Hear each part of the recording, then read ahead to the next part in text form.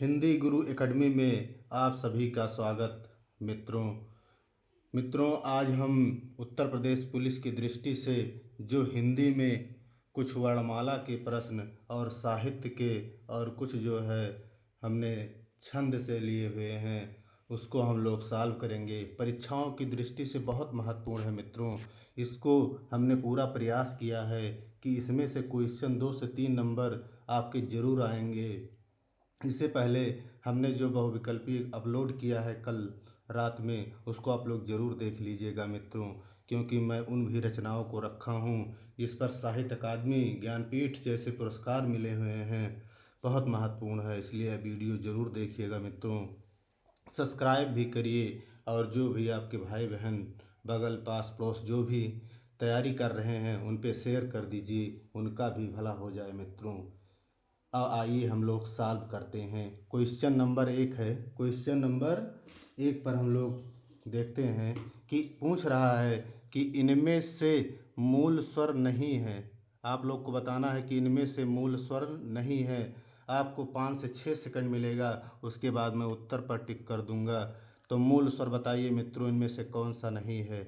इसी को हम मूल स्वर या ह्रस्व स्वर कहते हैं। अब आप लोग उत्तर दीजिए। पूछ रहा है कि इनमें से मूल स्वर नहीं है, तो आप लोग उत्तर दीजिए।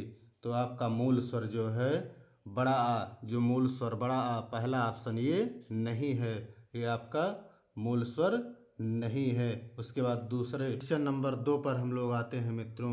पूछ रहा है कि इनमें से कौन सा दीर्घ स्वर नहीं है। यही आप ध्यान दीजिए, नहीं और हाँ में ज़रूर ध्यान दीजिएगा मित्रों। उत्तर प्रदेश पुलिस की जो भर्ती है इसमें आप चारों ऑप्शन पढ़िए, उसके बाद उत्तर दीजिएगा। अब पूछ रहा है कि इनमें से कौन सा दीर्घ स्वर नहीं है। आप लोग जो है उत्तर दीजिए, इनमें से कौन सा दीर्घ स्वर नहीं है। तो आपका चौथा ऑप्शन सही है, इनमें से दीर्घ स्वर नहीं है। ये छोटा ऊ, जो छोटा आ, मूल स्वर छोटा आ, बड़ा आ, छोटी, छोटा ऊ, वो है। ये आपका क्या है, ये क्या है, मध्य स्वर है मित्रों। इसे हम मध्य स्वर कहते हैं। ये जो आपका ऑप्शन नंबर 2 है ये मध्य स्वर है, बाकी सब आपके दीर्घ स्वर हैं। उसके बाद मित्रों हमारा तीसरा क्वेश्चन है। आप लोग तीसरे क्वेश्चन पे आइए कि पूछ रहा है कि संयुक्त स्वर, यहाँ पर मित्रों स्वर लिखा हुआ है, संयुक्त स्वर की संख्या कितनी है। आप लोग उत्तर दीजिए, 5 सेकंड आपको मिलेगा, उसके बाद मैं टिक लगाऊंगा। तो संयुक्त स्वरों की संख्या 4 है न। क्वेश्चन नंबर 3 सही है। इसमें कौन कौन से होते हैं हमारे संयुक्त स्वर, ए, आए, ओ और औ। इसीलिए हमने जो वर्णमाला का पूरा वीडियो लोड किया है मित्रों, उसको आप लोग ज़रूर देख कर जाइएगा, क्योंकि 3 से 4 प्रश्न आपके केवल यही वर्णमाला से ही पूछे जाएंगे। जितने भी वीडियो हमने अपलोड किया है अभी भी देख लेंगे तो आपके 30 से 32 प्रश्न सही हो जाएंगे मित्रों। और जो छूटा हुआ है उसको मैं कल अपलोड करके ख़त्म कर दूंगा। प्लीज़ मित्रों शेयर सब्सक्राइब करते रहिए। क्वेश्चन नंबर 4 पर हम लोग आते हैं। बहुत महत्वपूर्ण है, पूछा जा सकता है कि राजा भोज का सपना, राजा भोज का सपना पूछ रहा है किसकी रचना है। क्वेश्चन नंबर 4 ध्यान दीजिए, राजा भोज का सपना किसकी रचना है। क्वेश्चन ये है राजा लक्ष्मण सिंह। दूसरा नंबर है राजा शिव प्रसाद सितारे हिंद। तीसरा है भारतेंद्र हरिश्चंद्र और चौथा है महादेवी वर्मा। अब आप लोग बताइए, उत्तर दीजिए कि राजा भोज का सपना किसकी रचना है। तो ये आपका जो है दूसरा ऑप्शन सही है, राजा शिव प्रसाद सितारे हिंद की रचना है। उसके बाद हम लोग 5वें क्वेश्चन पर आते हैं कि हिंदी व्यंजन वर्णों की संख्या कितनी है। कई बार पूछा गया है मित्रों। आप लोग बताइए, हिंदी में व्यंजन वर्ण पूछ रहा है कि कितनी है। नंबर 1 है 52, नंबर 2 है 33 और नंबर 3 है 36 और नंबर 4 है 44। जल्दी से उत्तर दीजिए। इसमें आपको 1 से 2 सेकंड नहीं लगना चाहिए। तो इसमें आपका व्यंजन वर्णों की संख्या जो हमारा कितना है, 52 है कि 33 है। उत्तर दीजिए आप लोग, व्यंजन वर्णों की संख्या 33 है। इसके बाद हम लोग 6वें क्वेश्चन पर आते हैं कि इनमें से यामा किसकी रचना है। ये रचना पूछ रहा है, यामा किसकी रचना है। नंबर 1 है विकल्प में नंबर 1 है निराला, 2 है महादेवी वर्मा, नंबर 3 विकल्प है पंत और नंबर 4 विकल्प है प्रेमचंद। आप लोग उत्तर बताइए। उत्तर दीजिए, यामा किसकी रचना है? तो यामा बहुत चर्चित रचना है, ये महादेवी वर्मा की रचना है। उसके बाद हम लोग आते हैं क्वेश्चन नंबर 7 पर। पूछ रहा है संयुक्त स्वर इनमें से कौन सा नहीं है? आप लोग बताइएगा मित्रों कि संयुक्त स्वर इनमें से कौन सा नहीं है। ए, ओ और आए और मूल स्वरा, इनमें से कौन सा संयुक्त स्वर नहीं है? तो आपका चौथा ऑप्शन सही है।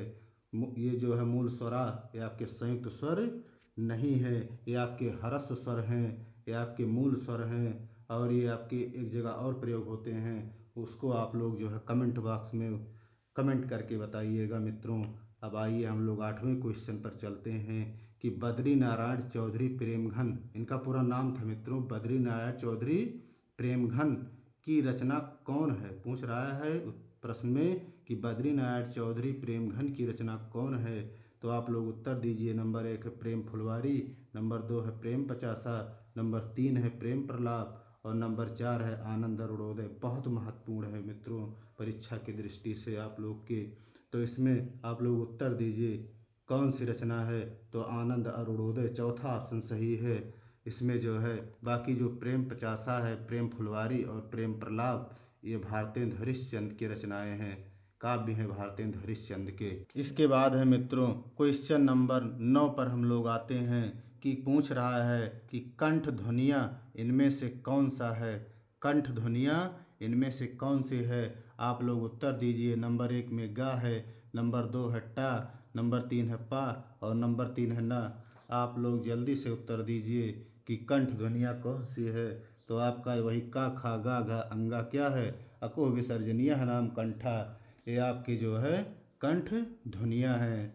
उसके बाद क्वेश्चन नंबर 10 पे आप लोग ध्यान दीजिए। क्वेश्चन नंबर 10 पूछ रहा है उस व्यंजन इनमें से कौन सा नहीं है? पूछ रहा है उस व्यंजन इनमें से कौन सा नहीं है? इसको जरूर ध्यान दीजिएगा मित्रों, इसमें क्वेश्चन बहुत पूछ रहे हैं नहीं और हाँ में। तो आप क्वेश्चन नंबर विकल्प नंबर 1 है, ये क्या है? तालब सा है और दूसरा विकल्प में ज्ञा है और ये मूर्धन्य सा है और ये दंत सा है। आप लोग उत्तर दीजिए कि उस व्यंजन इनमें से कौन सा नहीं है? तो आपका दूसरा ऑप्शन सही है, ज्ञा आपका उस व्यंजन नहीं है।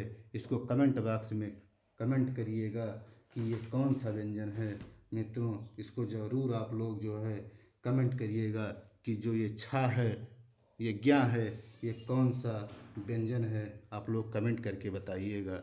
उसके बाद 11 नंबर पर हम लोग आते हैं कि इनमें से संयुक्त व्यंजन कौन सा नहीं है? यहाँ उस व्यंजन पूछा गया था, यहाँ पूछ रहे हैं कि संयुक्त व्यंजन कौन सा नहीं है?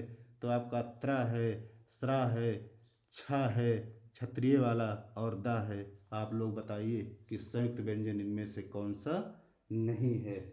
जल्दी से उत्तर दीजिए। तो आपका दा जो है ये आपका संयुक्त व्यंजन नहीं है। उसके बाद क्वेश्चन नंबर 12 पर हम लोग आते हैं कि नासिक व्यंजन कौन सा नहीं है? बताइएगा मित्रों। विकल्प ए है इया और विकल्प 2 है ड़ा और विकल्प 3 है पा और विकल्प 4 है मा। आप लोग बताइएगा कि नासिक व्यंजन कौन सा नहीं है? उत्तर दीजिए जल्दी से। तो आपका विकल्प नंबर 3 जो है ये आपका नासिक व्यंजन नहीं है। जो पंच जो पांचों आपके हैं कंठ, ताल, मूर्धा और जो है तालु है, दंत है, उसके जो लास्ट के हैं जैसे अंगा, का खा गा घा अंगा, चा छा जा झा इया, टा ठा डा ढा अड़ा, ता था दा धा ना, पा फा बा भा मा, जो लास्ट के हैं वो हमारे नासिक के हैं। इसी को हम अनुनासिक व्यंजन या नासिक व्यंजन कहते हैं। ये नाक द्वारा उच्चरित होते हैं मित्रों। उसके बाद हम लोग 13 नंबर पर क्वेश्चन सॉल्व करते हैं कि हिंदी में मूल वर्णों की संख्या कितनी है? इसको हमने रख दिया है मित्रों कि आपका जो है परीक्षा लगी हुई है, रिवीजन हो जाए। बाकी बहुत आसान है लेकिन आसान प्रश्न ही परीक्षाओं में गलत होते हैं मित्रों, इसलिए हमने इसे रखने का प्रयास किया है। आप लोग उत्तर दे ही चुके होंगे कि हिंदी में मूल वर्णों की संख्या कितनी है। विकल्प 1 है 33, विकल्प 4 है 44, विकल्प 3 है 52 और विकल्प 4 है 51। बताइएगा तो इसमें आपका जो है तीसरा सही है। 52 वर्ण होते हैं, व्यंजन 33 होते हैं। 14 नंबर पर हम लोग आते हैं क्वेश्चन नंबर कि ध्वनि के लिखित रूप को क्या कहते हैं। जो व्यक्ति, जो भाई बहन वर्णमाला का वीडियो पूरा देखे होंगे उत्तर दे ही चुके होंगे कि ध्वनि के लिखित रूप को क्या कहते हैं। आप लोग बताइए। नंबर 1 विकल्प है अक्षर, नंबर 2 विकल्प है पद, नंबर 3 विकल्प है वर्ण। तो आप लोग बताइएगा ध्वनि के लिखित रूप को क्या कहते हैं। आप लोग बताइए। तो इसमें ध्वनि के लिखित रूप को जो है वर्ण कहते हैं, या पूछे जो है वर्णों के व्यवस्थित लघुत्तम वाग ध्वनि को क्या कहते हैं, तब भी आप वर्ण लगाइएगा। जो है आपको चाहे ध्वनि के लिखित रूप को पूछे वर्ण तब भी लगाइएगा, या लघुत्तम वाग ध्वनि पूछे तब भी वर्ण लगाइएगा मित्रों। इसके बाद 15 नंबर क्वेश्चन पर हम लोग आते हैं कि इनमें से देखिए हमने यहाँ पर जो रेखांकन किया इसी पर ध्यान दीजिए कि इनमें से पद से छोटी इकाई है उसे क्या कहते हैं। इनमें से जो पद से छोटी इकाई है उसे क्या कहते हैं। ध्वनि कहते हैं, पदबंध कहते हैं, अक्षर कहते हैं और उपवाक्य कहते हैं। आप लोग मित्रों उत्तर दीजिए जल्दी से कि इनमें से पद से छोटी इकाई को क्या कहते हैं। आप लोग उत्तर दीजिएगा। तो इनमें हमारा सही है पद से छोटी इकाई जो है वो हमारा क्या है, अक्षर है। तीसरा नंबर सही है। यदि पूछे कि अक्षर से छोटी इकाई क्या है तब आप ध्वनि लगाइएगा मित्रों, तब आपका यहाँ ध्वनि सही होगा। पूछेगा यहाँ समझिए आप लोग कि यदि पूछे पद से छोटी इकाई किसे कहते हैं तो अक्षर को कहते हैं, और यदि अक्षर से छोटी इकाई पूछे तो अब तब आप ध्वनि लगाइएगा, वहाँ ध्वनि सही होगा मित्रों। अंगा देखिए यहाँ पर लिखा हुआ है क्वेश्चन नंबर 16 में, अंगा आहा को क्या कहते हैं। शब्द कहते हैं कि ध्वनि कहते हैं कि अयोगवाह कहते हैं कि लुंठित व्यंजन कहते हैं। आप लोग उत्तर दीजिए। बहुत महत्वपूर्ण है आपकी परीक्षाओं की दृष्टि से जो पुलिस की भर्ती लगी हुई है। तो क्वेश्चन नंबर 3 इसमें अंगा आहा जो है अयोगवाह है मित्रों, तीसरा नंबर सही है। बाद है क्वेश्चन नंबर 17 है मित्रों। यहाँ 17 लिखा हुआ है कि आग और राग का कवि किसे कहा जाता है। आप लोग उत्तर दीजिए। नंबर 1 है निराला, नंबर 2 है दिनकर, नंबर 3 है नाथूराम शर्मा और नंबर 4 है जयशंकर प्रसाद।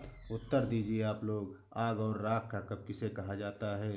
तो आग और राग का कवि जो है दिनकर को कहा जाता है मित्र। क्वेश्चन नंबर 18 पर हम लोग आते हैं। बहुत महत्वपूर्ण है मित्रों, बहुत इंपॉर्टेंट है आपकी पुलिस की भर्ती जो लगी हुई है कि कवि वचन सुधा ये पत्रिका है के संपादक कौन थे। आप लोग बताइएगा कवि वचन सुधा पत्रिका है के संपादक कौन थे। नंबर 1 है प्रेमघन, नंबर 2 है निराला, नंबर 3 है विकल्प में भारतेंदु, नंबर 4 है बालकृष्ण भट्ट। जल्दी से उत्तर दीजिए कवि वचन सुधा पत्रिका के संपादक कौन थे। तो आपके जो है भारतेंदु हरिश्चंद्र जी थे कवि वचन सुधा पत्रिका के संपादक थे मित्रों। इन्होंने जो है और पत्रिकाओं का संपादन किया था, जैसे हरिश्चंद्र मैगजीन है, कवि वचन सुधा है और बाला बोधनी जैसी 3 पत्रिकाओं का इन्होंने संपादन किया था मित्रों। उसके बाद क्वेश्चन नंबर 19 पर आते हैं, क्योंकि पत्रिकाएं भी पुलिस में पूछा जाएगा, बहुत महत्वपूर्ण है इसलिए हमने रखा है। क्वेश्चन नंबर 19 पे प्रजा हितैषी पत्रिका के संपादक कौन थे। आप लोग जल्दी से उत्तर दीजिए कि प्रजा हितैषी के संपादक कौन थे। क्वेश्चन नंबर 1 है श्याम सुंदर दास, क्वेश्चन नंबर 2 है महावीर प्रसाद द्विवेदी, क्वेश्चन नंबर 3 है राजा लक्ष्मण सिंह, क्वेश्चन नंबर 4 है भारतेंदु हरिश्चंद्र। अब आप लोग उत्तर दीजिए कि प्रजा हितैषी बहुत इम्पॉर्टेंट है, तो प्रजा हितैषी आप लोग उत्तर दे चुके होंगे।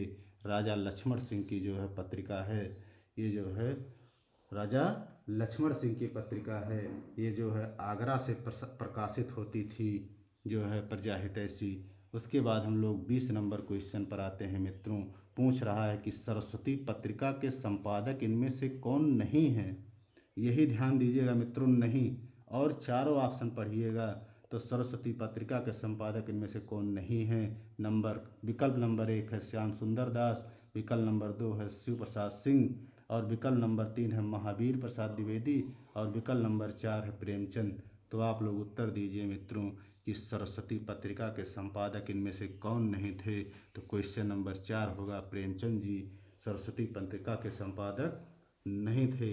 बाकी इन 3 लोगों का जो है श्याम सुंदर दास, शिव प्रसाद सिंह और महावीर प्रसाद द्विवेदी, तीनों लोगों ने इनका संपादन किया था और बहुत महत्वपूर्ण है परीक्षाओं की दृष्टि से। उसके बाद हम लोग आते हैं 21 नंबर क्वेश्चन पे कि दंतोष्ठ ध्वनि कौन सी है। पूछे प्रश्न में कि दंतोष्ठ ध्वनि कौन सी है। इस वर्णमाला जो वीडियो देखे होंगे या पढ़े होंगे किताबों में उत्तर दे चुके होंगे। विकल्प नंबर 1 है वा, विकल्प नंबर 2 है या, और विकल्प नंबर 3 है रा, और विकल्प नंबर 4 है ला। तो हमारा दंतोष्ठ ध्वनि कौन सी है। विकल्प नंबर 1 सही है, हमारा जो है वो दंतोष्ठ ध्वनि है। आप लोग कमेंट में करिएगा कि रा हमारा क्या है और ला हमारा क्या, इसको हम क्या कहते हैं, जो है आप लोग कमेंट बॉक्स में करिएगा। 22 नंबर क्वेश्चन पे हम लोग आते हैं कि इनमें से कौन सा अंतस्थ व्यंजन है। इनमें से कौन सा अंतस्थ व्यंजन है। विकल्प नंबर 1 है गा, विकल्प नंबर 2 है वा, विकल्प नंबर 3 है जा, और विकल्प नंबर 4 है सा। आप लोग उत्तर दीजिए कि इनमें अंतस्थ व्यंजन कौन सा है। तो आपका क्वेश्चन नंबर 2 है, वह आपका अंतस्थ व्यंजन है। या रा ला वा ये आपके क्या हैं, 4 अंतस्थ व्यंजन हैं। उसके बाद हम लोग आते हैं 23 नंबर क्वेश्चन पे कि हिंदी प्रदीप बहुत महत्वपूर्ण है। हिंदी प्रदीप पत्रिका किसकी है। नंबर 1 है प्रेमचंद, नंबर 2 है अज्ञे जी की, नंबर 3 है मन्नू भंडारी की, नंबर 4 है बालकृष्ण भट्ट जी का। तो आप लोग उत्तर दीजिए कि हिंदी प्रदीप पत्रिका किसकी है। तो आप लोग उत्तर दे चुके होंगे कि ये पत्रिका बालकृष्ण भट्ट जी की है, हिंदी प्रदीप। आप लोग जो है उत्तर दिए होंगे कि हिंदी प्रदीप जो पत्रिका है ये किसकी है, बालकृष्ण भट्ट की है। उसके बाद क्वेश्चन नंबर 24 पे हम लोग आते हैं मित्रों कि ब्राह्मण, ये ब्राह्मण पत्रिका है। ब्राह्मण पत्रिका किसका है, बहुत इम्पोर्टेंट है।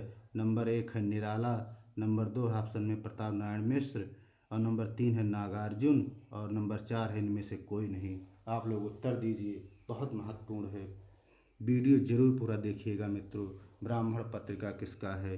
तो इसमें आप लोग उत्तर दीजिए। तो 2 सही है, प्रताप नारायण मिश्र जी की ये जो है। उसके बाद हम लोग मित्रों आते हैं 25 नंबर क्वेश्चन पर कि समाचार सुधा वर्षण कैसी पत्रिका है। कई परीक्षाओं में पूछा गया है, एसएससी में भी पूछा गया है, जीडी में भी पूछा गया है, और टीजीटी पीजीटी में तो पूछे ही गए हैं। और जो है आपका इसीलिए हमने रखा है कि पुलिस की परीक्षाओं की दृष्टि से बहुत महत्वपूर्ण पत्रिका है। तो आप लोग उत्तर बताइए। नंबर 1 है मासिक, नंबर 2 है साप्ताहिक, नंबर 3 है पाक्षिक, नंबर 4 है दैनिक। आप लोग उत्तर दीजिए कि समाचार सुधा वर्षण कैसी पत्रिका है। तो ये आपकी दैनिक पत्रिका है मित्रों। और ये जो है समाचार सुधा वर्षण जो दैनिक पत्रिका है ये श्याम सुंदर सेन जी की पत्रिका है, कलकत्ता से प्रकाशित होती थी मित्रों, बहुत महत्वपूर्ण है। और एक पत्रिका और यहाँ पर ध्यान दीजिएगा कि उदंत मार्तंड जो है ये 30 मई 1826 ईस्वी को जो है प्रकाशित हुई थी पंडित जुगल किशोर शुक्ल द्वारा कलकत्ता से। इसलिए हमने यहाँ पर बताने का प्रयास किया है मित्रों कि इसमें हमने जो है लिखना भूल गया। पहली पत्रिका जो थी यही थी कि उदंत मार्तंड जो थी हिंदी की प्रथम पत्रिका थी। यदि पूछे कि हिंदी की प्रथम पत्रिका कौन थी, आप लोग तुरंत उत्तर लगाइएगा, उदंत मार्तंड थी। किसका था, पंडित जुगल किशोर शुक्ल जी का था। कहाँ से प्रकाशित होती थी, कलकत्ता से, 30 मई 1826 ईस्वी को। उसके बाद हम लोग आते हैं क्वेश्चन नंबर 26 पर, बनारस अखबार साप्ताहिक पत्र किसका है। अब देखिए बनारस अखबार जो साप्ताहिक पत्र है ये किसका है। नंबर 1 है राजा लक्ष्मण सिंह, नंबर 2 है राजा शिव प्रसाद सितारे हिंद, नंबर 3 है विकल्प में निराला, और नंबर 4 है जयशंकर प्रसाद। उत्तर दीजिए मित्रों। तो आपका जो है बनारस अखबार जो है राजा शिव प्रसाद सितारे हिंद जी का है, बहुत महत्वपूर्ण पत्रिका है मित्रों। ये जो है बनारस से प्रकाशित होती थी। उसके बाद क्वेश्चन नंबर 27 पे हम लोग आते हैं कि तद्भव बहुत पूछा गया है। तद्भव पत्रिका जो अखिलेश की है। ये पत्रिका जो है तद्भव एक पत्रिका है जिसका प्रकाशन जो है अखिलेश करते थे, अखिलेश जी की है। और कहाँ से प्रकाशित हुई तो आप लोग उत्तर बताइए। नंबर 1 बनारस से, नंबर 2 लखनऊ से, नंबर 3 कलकत्ता से और नंबर चौथा विकल्प है गोरखपुर से। तो आप लोग उत्तर दीजिए कि तद्भव पत्रिका जो अखिलेश की है वो कहाँ से प्रकाशित होती थी।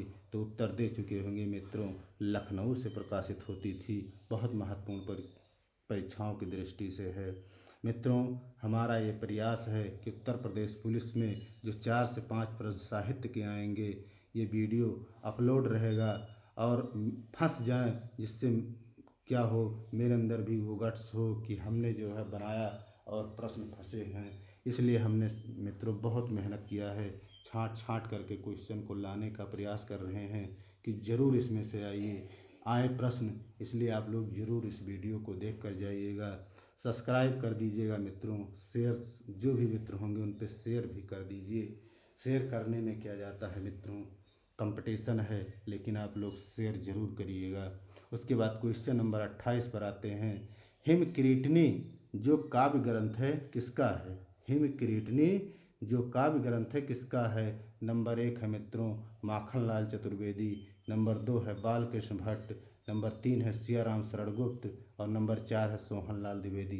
बताइए हिमकिरीटनी किसकी रचना है? हिमकिरीटनी यदि आप बता देंगे तो आप हिम तरंगिणी भी समझ जाएंगे, क्योंकि हिम तरंगिणी पर इनको साहित्य अकादमी मिला हुआ है। बहुत इम्पोर्टेंट रचना वो भी है। तो माखनलाल चतुर्वेदी पहला ऑप्शन सही है। हिमकिरीटनी इनकी रचना है। और इनकी एक और रचना इम्पोर्टेंट है हिम तरंगिणी, इस पर साहित्य अकादमी मिला हुआ है, इसको भी ध्यान रखिएगा मित्रों। क्वेश्चन नंबर 29 पे हम लोग आते हैं कि इनमें से राष्ट्रीय सांस्कृतिक काव्यधारा के कवि नहीं हैं। पूछता है मित्रों, पुलिस में जब ये पूछ सकता है कि इनमें से भारतेंदु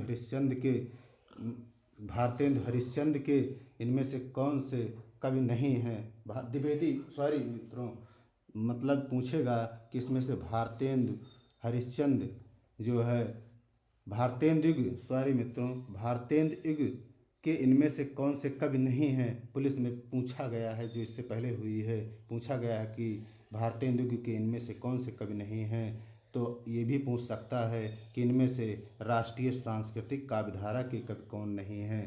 तो पहला विकल्प है सुभद्रा कुमारी चौहान, नंबर 3 है नंबर 2 है सियाराम शरणगुप्त, नंबर 3 है सोहनलाल द्विवेदी, नंबर 4 है इलाचंद जोशी।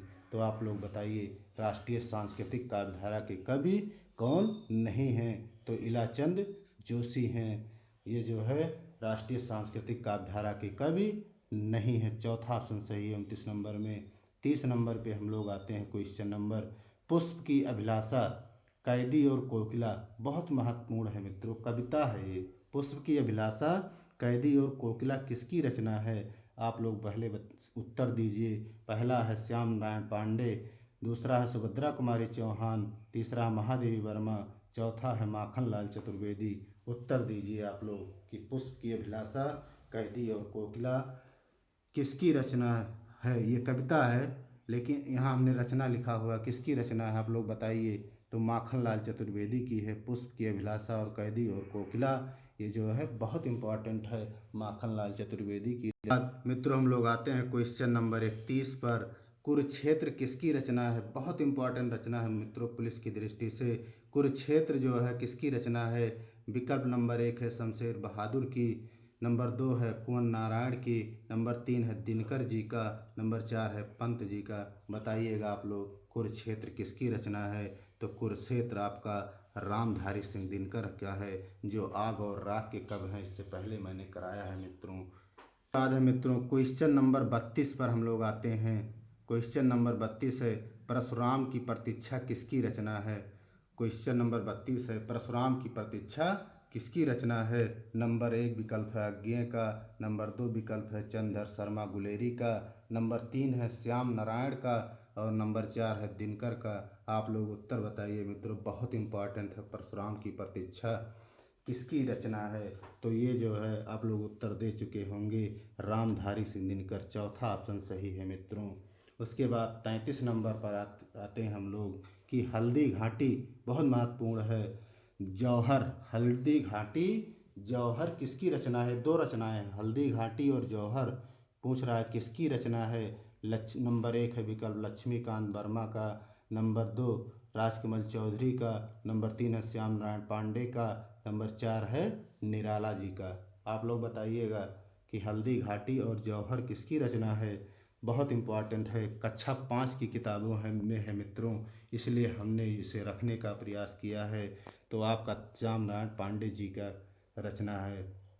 उसके बाद 34 नंबर, बहुत इम्पोर्टेंट ये भी क्वेश्चन है कि मुकुल और त्रिधारा किसकी रचना है? मुकुल और त्रिधारा किसकी रचना है? नंबर एक विकल्प है सियाराम शरण गुप्त का, नंबर दो है श्रीकांत वर्मा का, नंबर तीन है प्रताप नारायण का, और नंबर चार है सुभद्रा कुमारी चौहान का। तो आप लोग बताइएगा कि मुकुल और त्रिधारा किसकी रचना है? चौथा ऑप्शन सही है, सुभद्रा कुमारी चौहान की रचना है। उसके बाद है 35 नंबर, झांसी की रानी, बहुत चर्चित है मित्रों, कविता है। खूब लड़ी मर्दानी वह तो झांसी वाली रानी थी, बहुत चर्चित पंक्ति है। किसकी रचना है, किसकी कविता है मित्रों, पूछ रहा है, कविता है ये कि झांसी की रानी किसकी कविता है 35 नंबर क्वेश्चन में। नंबर एक है केदारनाथ सिंह। चारों ऑप्शन जरूर पढ़िएगा मित्रों, नहीं गलत हो जाएगा परीक्षा में। दो है मन्नू भंडारी, तीन है नरेश मेहता, नंबर चार है इनमें से कोई नहीं। आप लोग उत्तर दीजिए कि झांसी की रानी किसकी कविता है। तो आप लोग उत्तर दे चुके होंगे, ये जो है चौथा ऑप्शन सही है, इनमें से कोई नहीं, क्योंकि झांसी की रानी जो है सुभद्रा कुमारी चौहान की रचना कविता है मित्रों। उसके बाद हम लोग 36 नंबर पर आते हैं कि बापू, बहुत इम्पॉर्टेंट है, मौर्य विजय किसकी रचना है? बापू और मौर्य विजय किसकी रचना है? विकल्प एक है निराला की, विकल्प दो है महादेव वर्मा की, नंबर तीन है सियाराम शरणगुप्त का, और इनमें से कोई नहीं। बताइए मित्रों कौन सा सही है? बापू मौर्य विजय किसकी रचना है? उत्तर दीजिए, दे ही चुके होंगे आप लोग उत्तर। तो तीसरा ऑप्शन सही है, सियाराम शरणगुप्त जी का है। उसके बाद हम लोग आते हैं, आप लोग उत्तर दे चुके होंगे 37 नंबर पर, मधुशाला, मधुबाला और दो चट्टानें किसकी रचना है? नंबर एक है हरिवंश राय बच्चन का, नंबर दो है शिव कुमार शर्मा का, नंबर तीन है जयशंकर प्रसाद का, नंबर चार है बालकृष्ण शर्मा नवीन का। तो आप लोग उत्तर दिए दिए होंगे या दे चुके होंगे। तो ये हरिवंश राय बच्चन जी की रचना है। इसको हमने किसी उद्देश्य से रखा है मित्रों, बहुत इम्पॉर्टेंट क्वेश्चन है। इसमें हमने इसलिए इसको रखा है कि दो चट्टानें जो रचना है, इस पर जो है इन्हें हरिवंश राय बच्चन जी को साहित्य अकादमी पुरस्कार मिला हुआ है। यदि आपसे प्रश्न उत्तर प्रदेश पुलिस की भर्ती में अगर प्रश्न आ जाए कि दो चट्टानें जो है रचना साहित्य अकादमी मिला है, किसकी रचना है, तो आप लोग लगाइए हरिवंश राय बच्चन की है। या इस तरह पूछ सकता है कि हरिवंश राय बच्चन की कौन सी रचना है जिस पर साहित्य अकादमी मिला हुआ है। आप लोग टिक करिए, दो चट्टानों पर मिला हुआ है मित्रों। उसके बाद हम लोग 38 नंबर क्वेश्चन पर चलते हैं कि जो है बादल को घिरते देखा है, बादल को घिरते देखा निचली कक्षाओं में है, कविता किसकी है? बादल को घिरते देखा है, कविता किसकी है? आप लोग प्रश्न विकल्प नंबर एक देखिए केदारनाथ अग्रवाल का, विकल्प दो है नागार्जुन का, विकल्प तीन है अज्ञेय का, विकल्प चार है पंत का। आप लोग उत्तर दीजिए मित्रों, बादल को घिरते देखा कविता किसकी है? तो आपका ये नागार्जुन जी की जो है कविता है। उसके बाद हम लोग 39 नंबर क्वेश्चन पर आते हैं मित्रों, ताप के ताए हुए दिन, ताप के ताए हुए दिन किसका काव्य है? पूछ रहा है प्रश्न में कि ताप के ताए हुए दिन किसका काव्य है। नंबर एक है त्रिलोचन का, नंबर दो है अज्ञेय जी का, नंबर तीन है नागार्जुन का, नंबर चार है केदारनाथ का। तो आप लोग उत्तर दीजिए, आपको 2 से 3 सेकंड मिले होंगे। ताप के ताए हुए दिन आपका त्रिलोचन का है मित्रों, विकल्प नंबर एक सही है।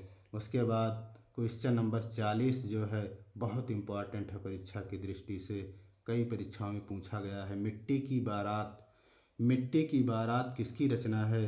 नंबर एक है रांगे राघो, नंबर दो है शिवमंगल सिंह सुमन, नंबर तीन है त्रिलोचन, और नंबर चार है इनमें से कोई नहीं।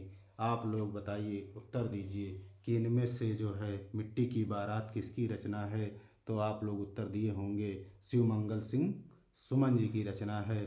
उसके बाद 41 नंबर है क्वेश्चन है मित्रों कि आत्मजयी जो है मित्रों, इसको हमने उन रेखांकन करना भूल गया है।